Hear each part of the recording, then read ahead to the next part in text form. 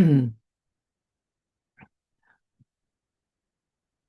afternoon, everyone. My name is Mercedes Witowski. I am with the Council on Developmental Disabilities, and I volunteered to cover this section of the blueprint around frontline staff because it was about 45 years ago that that was the first job I had in the field, was a direct support professional working with individuals who had moved to the community from developmental centers.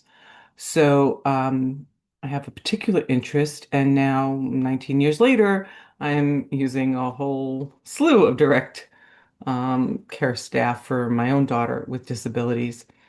So we've identified in the blueprint from all of your feedback to this point the roles, responsibilities, and needed reforms. If you're just joining us, please, as we move through this section, use the heart button, the react button to raise your hand when you'd like to contribute to this conversation, or put a note in the chat that you would like to be part of the conversation. And as we wrapped up state government and provider agencies, there was something in the chat that I was asked to read, but it got lost on me. It was about last year's conference that set out other innovative housing options for those with more profound needs. And there was a YouTube video to watch and as a resource if anyone has interest in that. I know that we are talking about licensed residence settings and a blueprint for safety and quality, but this particular conference set out other housing options for those with more profound needs. So I will actually repost it in the chat in case you don't have it there. So as we move into frontline staff, we've identified from your feedback roles and responsibilities of the staff, which is to provide the individualized care and ensure the safety, the health, and community engagement of people with disabilities that they're supporting. Are there any roles and responsibilities that don't meet those two, or you would like to add in addition to those two um, areas identified? And while you're thinking about that, because I don't see any hands up yet, um, nope, Paula, do you have something to add there? Paula Solomon? She raised her hand the old-fashioned way. Thank you, Paula. We're gonna get you over to speak now. Go ahead. Here we go. Um, shouldn't oversight of direct care staff be in that section as well? Um, or training of the DSPs in that? Training is in the reforms needed. Right. Um, the supervision, I believe, is up in the provider agency responsibility section. Oversight of direct care staff, that's just above in the provider agency Yeah, section. I did see that because Okay. and stop me if I'm talking at the wrong time. I am very concerned about the training of the direct support staff. I was told that they are supposed to shadow individuals that have previously worked with my daughter in that particular shift to be properly trained. And I was told that the minimum is supposed to be two shadowing uh, sessions. I don't know if this is a rule. I don't know if that's just where my daughter lives, that this is what they have established. But I'm also concerned about the fact that they've recently had a tremendous amount of new upper management and quad managers coming on board. And I'm wondering who trains them? What kind of training are they supposed to be receiving? And how involved are they supposed to be with getting to know each individual living in the group home? When I addressed this issue to my daughter's new manager and said, what do you really know about my daughter at this point? because you're always going to meetings and other things. And she said, well, that's not really my role. That's the DSP's role. Well, uh, if she's supposed to be training and overseeing the DSP, where where is the level of her responsibility and who is supposed to be training her? So these are questions that, Yeah. Great questions, Paula. And so in the needed reforms section, we do have the last bullet is support and training for management positions. So that is an area that I think was agreed that we dig deeper into. Mhm. There are training standards for direct support professionals. And those have really evolved. I'll tell you, 45 years ago, I think it was first aid, CPR, and overview of disabilities. There were like three things that you had to have as a direct support professional. The list right now is very long and very comprehensive and covers a long period of time. So pre-employment training, employment once you're on the job, but certain things before you, like, for example, administer medication or before you're alone with the individuals, and then training that continues on, including enhancement trainings every year. So there, maybe somebody can put in the chat the direct support professional training requirements. There is a something that's in writing that outlines that. Um, so those are good comments. Um, direct, was there something else, Paula? well, who is responsible for overseeing that the training has been completed properly and that the staff has a full understanding of Hmm. what they've been trained in? A lot of times I So, told they're trained, but then they right. don't really. Right. So you're raising two things. One is that the training took place, and then the other is that they're competent.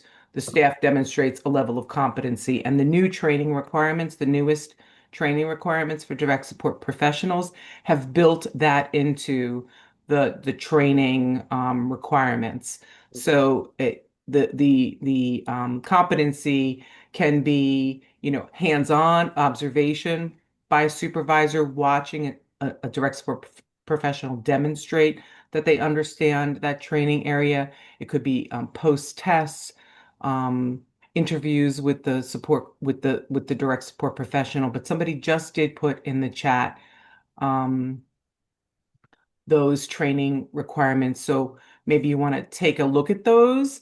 And that would be an area that, if we believe there were missing components in addition to the all the new requirements that were put into place, that would be an area that we could make more granular recommendations around. Who typically enforces those? The provider agency, and then as part of the licensing inspection, the licensing inspection would include looking at the training documents to ensure that the staff that they're sampling have completed their trainings. And it's a lot of it is recorded in a centralized location for that to be looked at. So it's not just, pen and paper in a file somewhere. Mm, okay, okay. Um, we have a few other people here, Dottie Blakesley, Patricia Miller, Kathy Freeman, Gina Vassal, Vince Giardina. So we'll start with Dottie.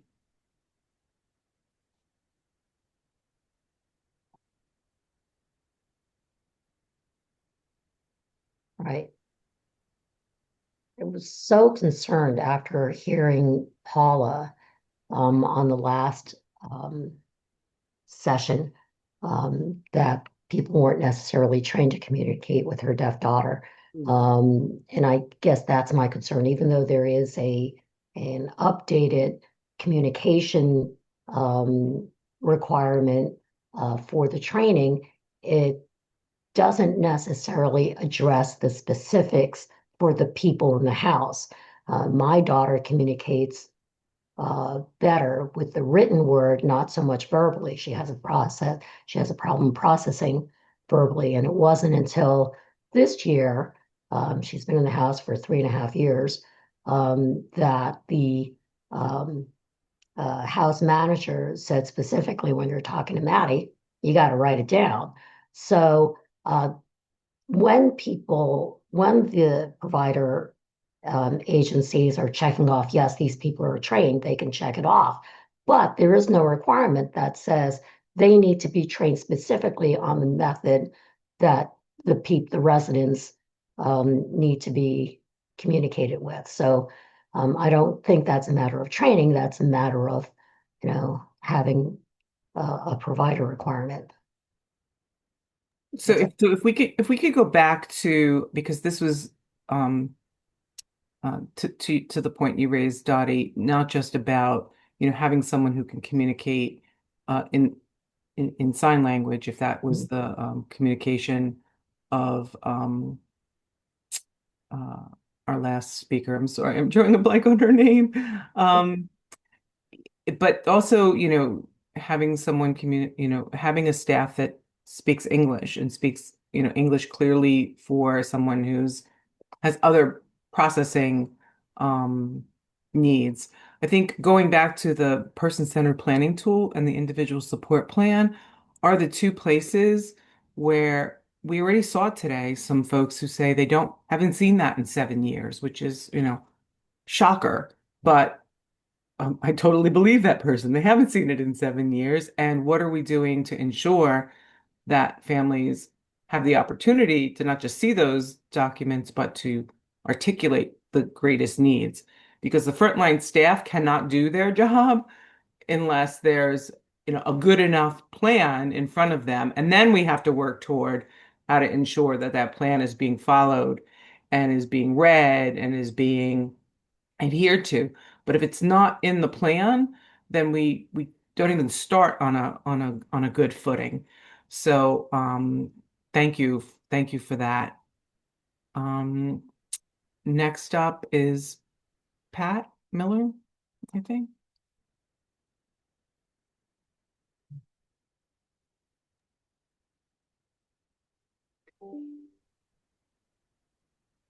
Am I unmuted? Yes. Okay, sorry about that. Thank you. I agree with Paula and Dottie and you too, Mercedes, about what you just said. But again, I think it goes back to there's like two separate pieces to this training, and I'm not aware of the most recent, so I'm going to take a look at that more clearly and specifically to see if there are places. But a reinvestment in the DSP role is absolutely necessary as a preventative measure, right? I mean, across the board.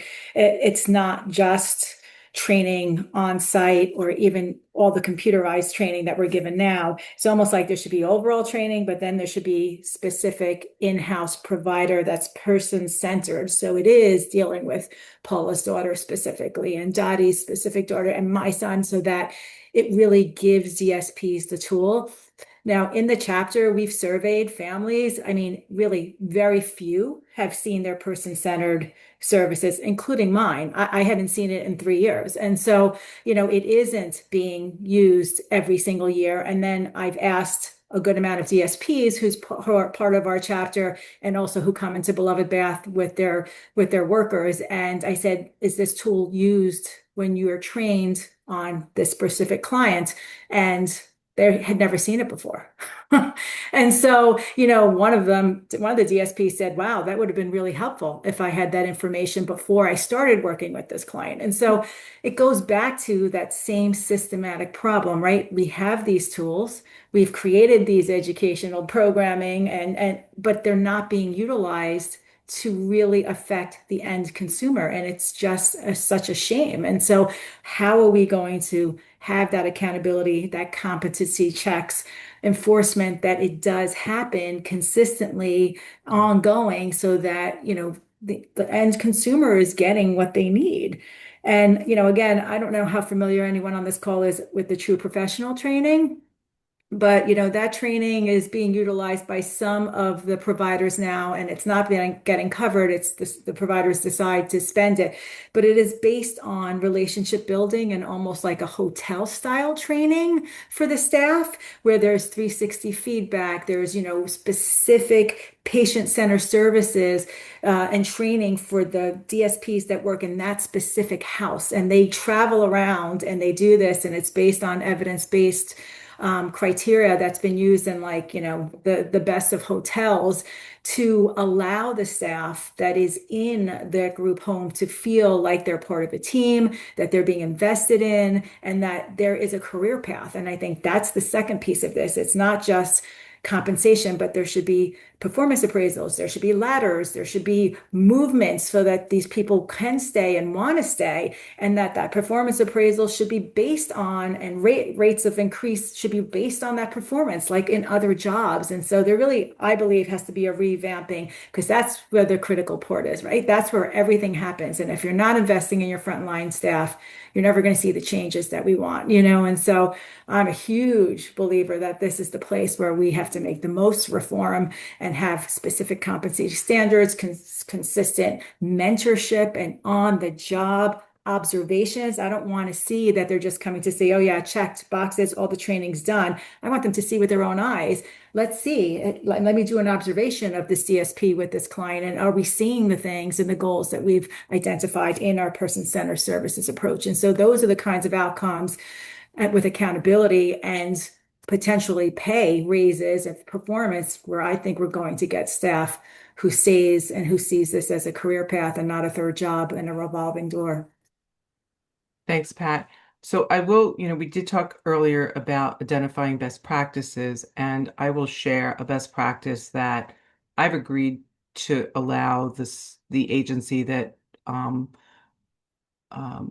has staff that supports my daughter, that this new staff, any potential new staff, before we do a screening of that staff, that they can look at the person-centered planning tool and the ISP. And they do, and they come to that interview with myself and my daughter asking questions. So I know they've read it. They'll ask a specific question that's in that person-centered planning tool. So this is before they're even supporting my daughter. And I think that is a really good practice, because when you read those documents, you have the best understanding of the individual even before you meet them. You dig a little bit deeper when you do meet them, and there's more opportunity for success when people know everything it is about supporting your loved one um, up front. And it's, because turnover sometimes also happens because it's just not a good fit. And that in and of itself is nerve-wracking and traumatic, not just for the individual, but the family as well. So I will add that as a best practice. Um, and next is Kathy Freeman. Yeah, hi. I just want to kind of go right into, like Pat said, but I noticed on that you pointed out the oversight of direct care staff. It's not just the oversight, it's the training, and it's oversight and training for competency, as we keep talking about. But it really needs to be done by licensed professionals. And it can't just be a manager, because quite frankly, when we talk about best practices, who is going to know better the best practices than the licensed professional?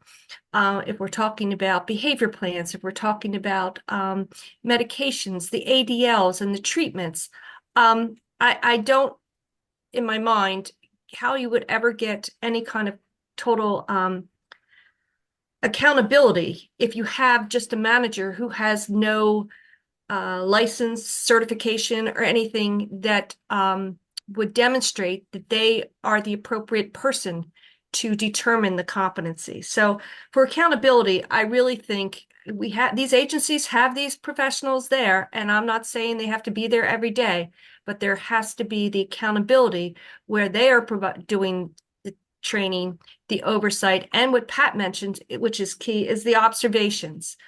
And that, just like we all have seen way back when our kids were in the school district, You have an IEP that's all written on paper, just like your ISP. But how many times did we have a teacher that didn't implement the IEP? And that's what we're talking here. We have staff that don't implement the ISP. They might have read it once when they got hired, and they don't go back to it. So where is the accountability that it's actually being done? I know my son is nonverbal, and like Pat's son, my son prefers things to be in a written format. I rarely see them with the communication board, which is just a boogie board just to write it on, um, out. So I don't, I have no confidence that the ISP is even being followed. And it's interesting, Mercedes, just as you said, when you have somebody come in your house and you interview them, well, quite frankly, I have a lot of respect for you. I would say you're the licensed professional who knows how to train and knows how to oversee that they're doing things right. And if they don't work out, you do the firing. So, unfortunately, we don't have that. And because of the power that Paul has said of the providers, that they can do basically whatever they want, because DDD only looks at their regulations, and that's the fox watching the hen house when you think about it. We don't have independent oversight. These providers do not have to necessarily, they're not being checked for their implementation of the regulations, or the implementation wasn't the right word, but the abiding of regulations and state and federal laws as far as what is actually done in other facilities. Also, when we bring in licensed professionals, they have a certain professional ethics. They are mandated reporters. So if things aren't being done correctly, they have an obligation to report it, which is not what we're seeing. Except the two examples I gave you before about another coworker that brought in law enforcement because of a report of abuse, and the nurse who was observed by the family that reported it to law enforcement. As far as, because what we forget often, we often put abuse and neglect together, but neglect is all the things we've been hearing today: spoiled food, feeding someone spoiled food, not cutting their nails, not providing the hygiene, not giving them the ADLs, not having clean clothes, not giving them showers. These all is considered neglect. And we're horrified by the bruises and the injuries and the suffering and the pain. But people experience pain from uncut toenails, and all these other things. It's neglect, and it is equally a problem and punishable by criminal punishment. Thanks, Kathy. Next up, we have Gina Vassal. And if you look in the chat, there's a lot of going into the chat. We appreciate what's going in the chat. I did see a checklist on trainings again put in there, and also trainings that are required to be conducted by RNs before they can train any staff on this on a subject. So please take a look at those resources, because if we're going to get granular, and we want to make recommendations that enhance those trainings, underscore or hold agencies accountable, those are the documents that we're going to need to reference in that process. So I will turn to Gina, I think, who's being brought over. No, I just not put my camera on. Okay. I put some links in there. One of them is the PowerPoint from the updated training, which has a grid in the back of each training and who can administer, how it's administered. Then if you didn't know it, the policy program manuals were both released today, and they updated the training requirements. They also updated goods and services, because I know there's some people billing as goods and services when they should be provider agencies. The training presentation was January of 2025, and the provider manuals list every single training and who provides it. Right in the back, starting on page 194, I'm looking at supports mail. It's a quick, all the mandates, and then it includes, before you can work with an individual, specialized staff training about the individual, including special diets, mealtime needs, mobility procedures and devices, seizure management and support, assistance, care, and support for the physical and medical conditions, mental health and behavior needs, support needs and preferences as outlined in the PCPT and ISP and other resources. Granted, it's provider developed training. I know I've seen it where they actually have training plans written out that list, and you have to sign off on each one that you did each individual in the home and read their stuff. And yes, they look at it licensing because I just went to that North Jersey list and I'm looking at one, and the deficiencies include no column for the staff to sign when they complete the training or this trainer's signature. One training form that listed all those things I just stated, that is not allowed because the training is disorganized, elements are left out, and the training is not legible in being able to determine if all staff were trained. And how it was outdated. They do look at that. The critical information log issues. So that's just the first person who had a inspection date of this year, which was First Cerebral Palsy Center of New Jersey from that North Jersey article. It lists what they actually look at, and some inspectors are better than others. But it has 16 different bullets about training on and follow up, which matches what the state now has specified in there, which I know NJCDD was part of. But the information is there. And then I also linked the provider manual, which in the back there's a checklist, and it lists everything they should be doing, which they are actually checking. If you look at the licensing reports, they are listing it and as things that they're looking for now. And so the agency is responsible to implement it, but when licensing goes and checks, they, especially the license settings, they actually go through these checklists. And this also includes support coordination agencies, support broker agencies, and DSP agencies. In these, it's for all providers, this manual of policies and procedures for anybody who is a DDD approved provider or Medicaid, because DDD isn't approved, like speech therapists and stuff. And it goes right down the list, and it lists all the background checks, check-in debarment lists, which I know some are pretty failing at, because I know people on lists that are still working. And it goes, and it specifies what goes for each one, and it's set right there. So you kind of can't claim ignorance as an agency for not knowing that. I know licensing slowly enforcing these new things.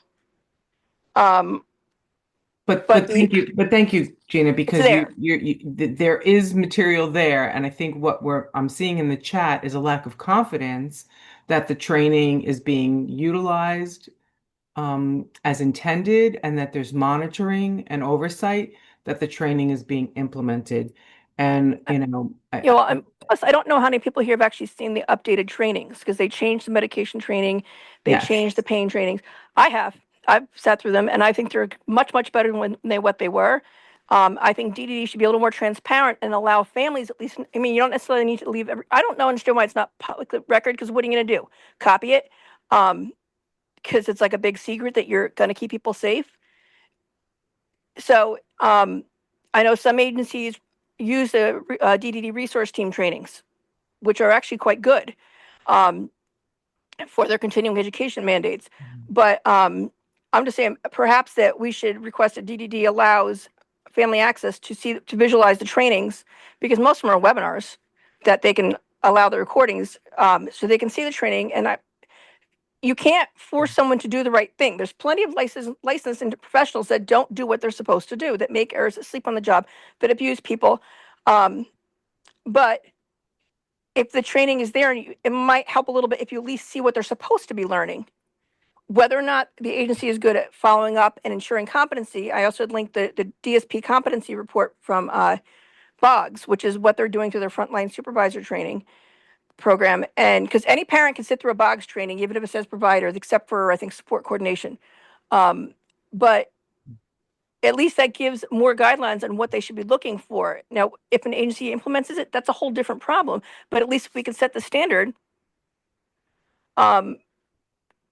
if we know the standard is there, that might alleviate, like you said, well, or did you go through this?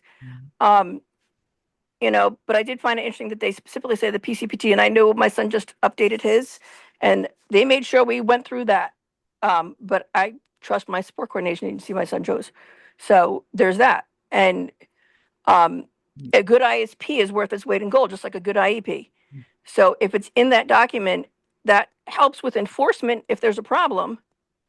but it also, gives the information because the staff should be reading them. Whether or not they do is a whole same thing. You can't, somebody could fast forward through all the trainings too. They could cheat at CPR training and get a card, but at least you can't force people to do the right thing, but at least if the information is there in the first place, that helps.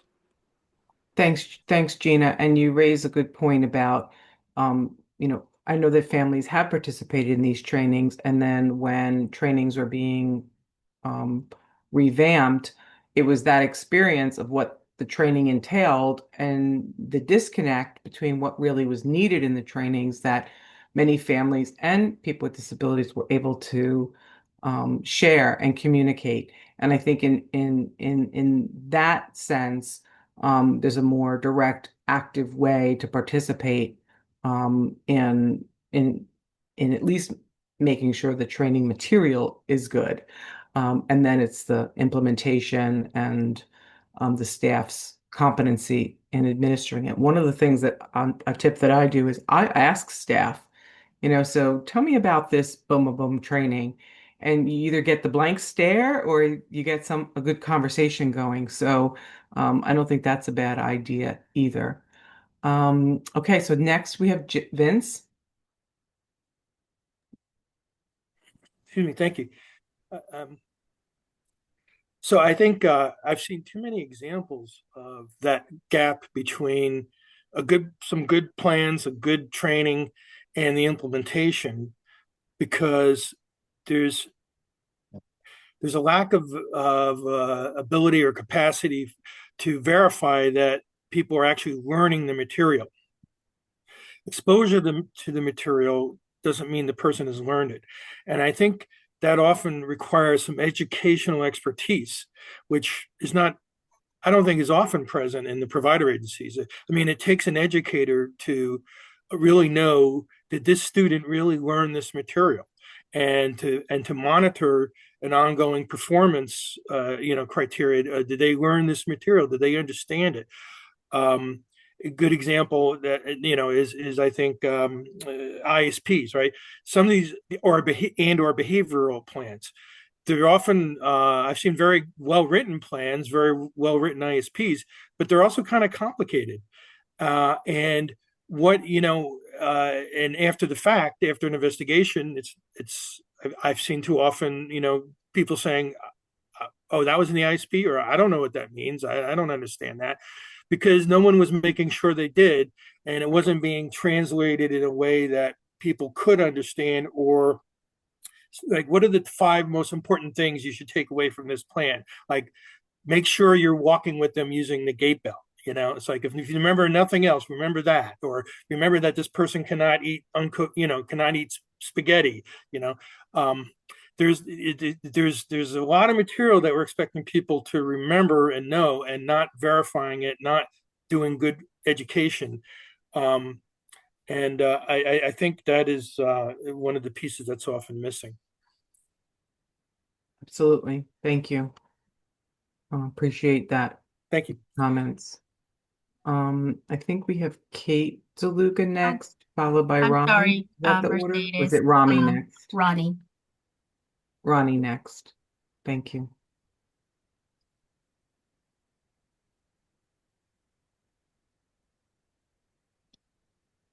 Then Kate, and then Mary Hurley. Oh, do you hear me? Yes. Yes, Okay. go ahead. Go ahead, Rami. Okay, I was just tracking back to the parent, and forgive me, I've been listening so much, I've lost track of who I was listening to, who was speaking about the special needs that her daughter has, and how they don't know how to work with her, the DSPs, with all her specialized needs. I know I've had that issue with my son, who's also self-injurious. And one of the things that I found that was helpful, and I hope it's helpful to people, I noticed that documentation is important, and I write an email, and I deal with clinical a lot, the clinical team a lot, because of his behaviors and arm wraps that he has to wear. And in dealing with them, I also I CC nursing, I CC the residential manager in trying to explain what is needed. Many times I'm answered much better. And, you know, besides the documentation that put it on paper. This is what's going on. This is what we need. Clinical always picks up and does trainings in the home to help with, Jake's specialized stuff. So maybe that is helpful. I'm sure not in all instances. I've been listening since then about the manual policies and procedures, ISPs. I know we are constantly working on the ISP, the wording to include what to do with my son's special needs because it's ever changing. So that's all I wanted to say. Thanks. Thanks, Rami. And let's remember that that ISP is and the PCPT are living, breathing documents. They don't get written and put aside for 3, 5, 7 years. And they can be updated every couple of months if that's what's Yeah. needed. I know it's been needed in my daughter's case with medical issues. So let's remember that as well. I think it's Kate up next. Kate, are you going to address the comment that you put in the chat as well?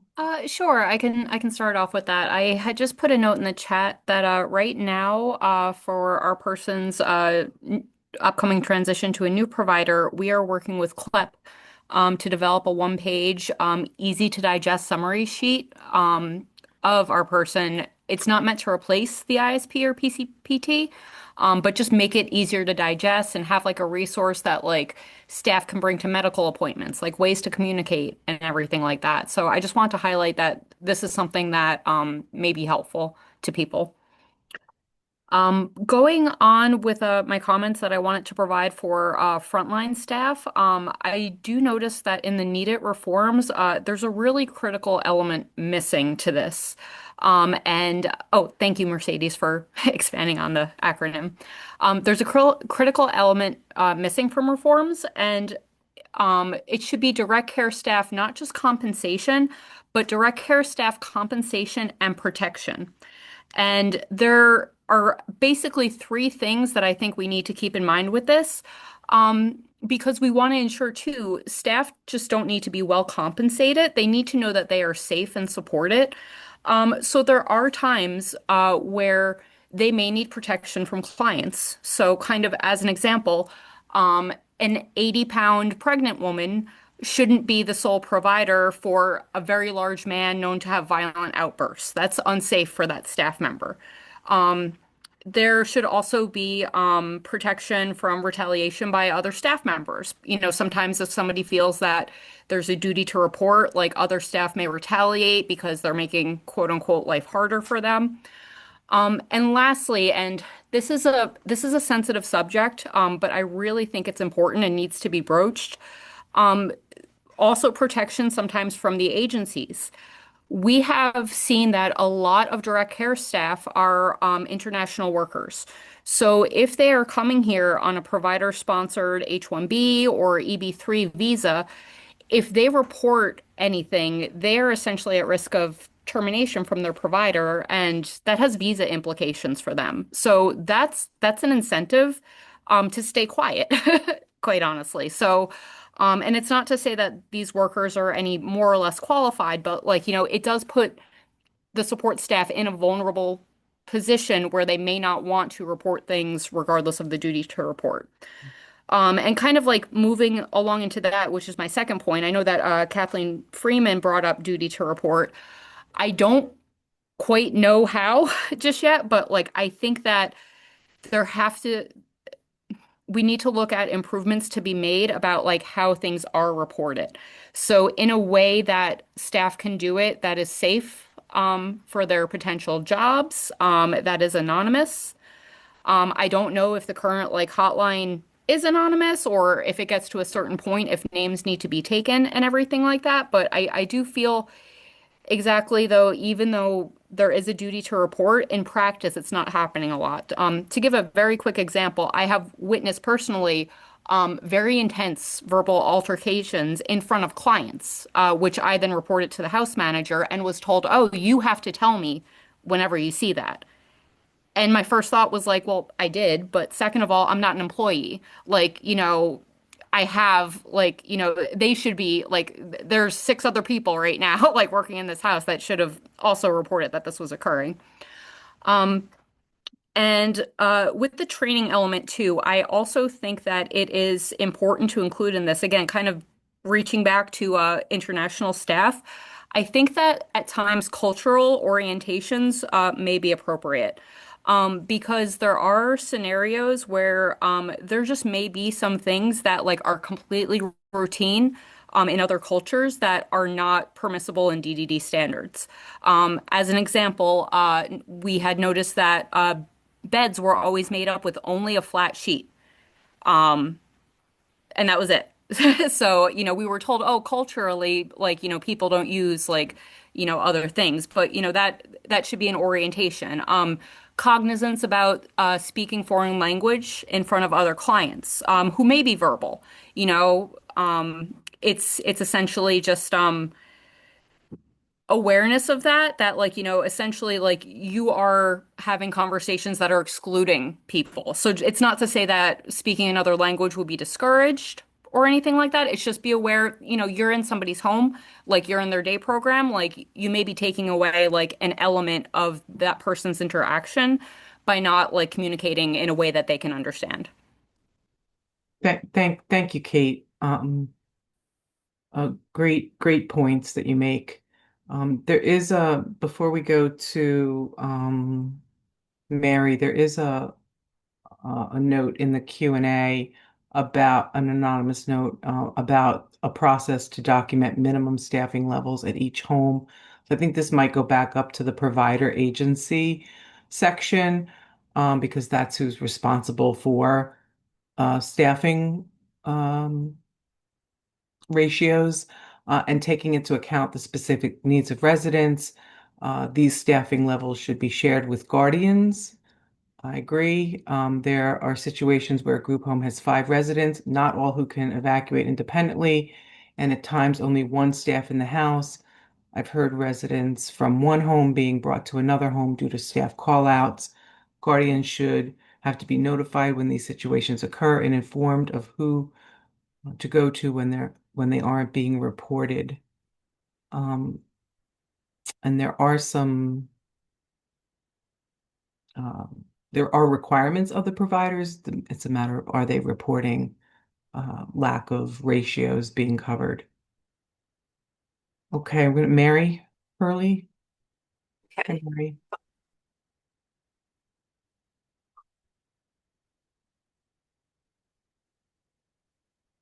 Can you hear me now? Yes, we can hear you now, Mary. Oh, okay. I got on a little later, so I'm not sure if this was covered between what Pat said and Kathy Freeman said. And I know that the new manuals came out today, but my concern is that when we're talking about those with severe autism and we talk about behavioral challenges, that behavioral challenges and a behavior plan are used interchangeably to incorporate, behavioral, going back to behavioral challenges. What I don't know what happened in the mix when everything came out in the manual. New Jersey has invested quite a bit in the START program having to do with those with developmental disabilities and mental illness, and also in the national organization with dual diagnosis, and the Bog Center has many trainings on that.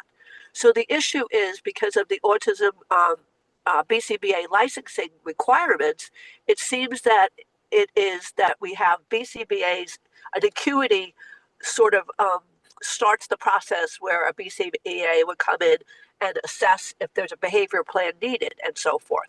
But how could a BCBA diagnose a mental illness in a person?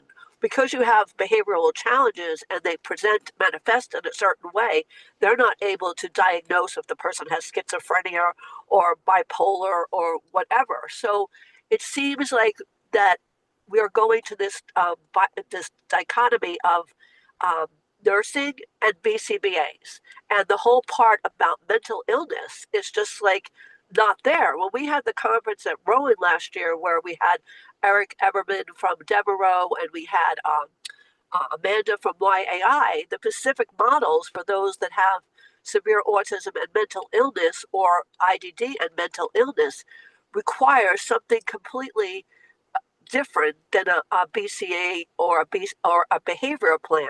In fact, a BCBA or a behavioral plan could be the worst thing that you could do for someone that has mental illness. It's a whole set of professionals in the mental health field that have to weigh in there. You need, psychiatrists, clinical psychologists, and those that are on board at the START program that I think they're just having their opening here in New Jersey. So I'm concerned that the training is focusing on, not focusing on mental illness at all. It's sort of like in other states, um, specifically the Mary Sowers is a director of developmental disabilities, and she heads the association for um, directors, which Jonathan is a director, and they go to a conference. Well, many states are collaborating, their DDD departments are collaborating with their divisions of mental health to provide services within the mental health silo that would help individuals such as my son, who could not be in a four-person group home because of his manifestation of his mental illness. So that's concerning that no one is talking about mental illness. I saw that, I know there's one, I don't know if she's a provider, but I know, or she's the head of an association, I think Kathy Chin is very knowledgeable about mental illness and the resources that are necessary to provide services for someone that presents with that. So I guess I'm asking everyone, I mean, are parents concerned about mental illness not being a third part to the training that DSPs need to deal with someone like my son? Because if you do the behavioral plan and you get a BCBA in the house, the BCBA might go out the window. I'm just saying that's a real concern, and I just don't see it being addressed. I just wanted to get that out. Thank you. Thanks, Mary. And because we are certainly putting direct support professionals, the frontline staff, at a disadvantage when everything that you're describing is not included and acknowledged, and the resources aren't in place. The direct support professional is really short, um, is not well equipped when there's so many other things outside of their control that are not being managed appropriately, um, or managed at all. So for direct frontline staff, direct support professionals, are there other contributions to the roles, responsibilities, or reforms needed? And I will share that the Bog Center has really done a great job in assisting the division in revamping the trainings for direct support professionals and the competencies. And while that only went into effect recently, I think that the bar has been raised. Um, can things be improved more? Absolutely. I don't think we'll come a point in time where we think we're settled and we're good. And there's new training requirements, or revised requirements around communication, DSP communication with families that is actually being looked at and being developed. So more to come on that. Keep your voices going. We have two more comments. We have 2 more minutes. So if you could each limit your time, Laura and then Kathy, to a minute, and then we're going to take our break for the next segment. Hopefully everyone can hear me. I think, one of the things I've seen at various homes is that, and they're similar to what people have raised, but the staff are often, the staff don't have a lot of control about sort of what ratios the agencies determine are appropriate for a house. But often the staff will feel, if you talk with them, and I do spend a lot of time chatting with our staff, that their ratios aren't appropriate, meaning they don't feel amongst themselves that there's sufficient capacity. And again, my son's current house has very high ratios, and I think it's a very good example, but that hasn't always been the fact pattern for him. And many times he was in a six-person home that, intended ratios were three people, and that wasn't always the case. Like they couldn't manage the ratios with 3 to 6 because most of those people had to be in a common area for that to happen. And if one person wanted to leave and go to their room, now they're out of ratio because somebody had to go with them, and then there's nobody to stay in the common area. Um, I think agencies look at it mathematically versus the reality of what it's like in a group home, and that somebody can't be doing laundry or cooking dinner and keeping an eye on two staff and keeping an eye on, two clients. Oftentimes, even if there's free range of sight, it's just not reality. Like you're gonna burn food or somebody's gonna be left unattended for a few minutes. And the staff feel a lot of stress in that situation. And part of, I think, the turnover relates to burnout, where they feel this is too much pressure. They can't do a good job even when they want to. And even with adequate training and knowledge, they don't always have the resources to do that. And so Thanks, Laura. We're about it's out of at a time, time. and we're going to give Kathy just then 15 seconds. Kathy, can you do it? Yeah, I just want the frontline staff to have note something about the involvement with families and their interactions with family and how they interface, and the fact that they need to be part of an interdisciplinary team, because when their support generally in their meetings are generally only just with other group home staff. They need appropriate professional resources that are available to them, again, with that interdisciplinary uh, focus. And often with DSPs, I hate to say it, sometimes longevity on the job equals the promotion to management, and that's not always a good thing. Great point. Great points there. Okay, we're gonna just take a 3 minute set break because we did go a little bit over. We have a lot of people still engaged, and we're happy that you're still here. We're grateful that you're here and you're contributing. We have a 1:30 to 2:45 segment coming up on family members and guardians. And I know a lot of this spills over, but be thinking about that. We'll be back very soon.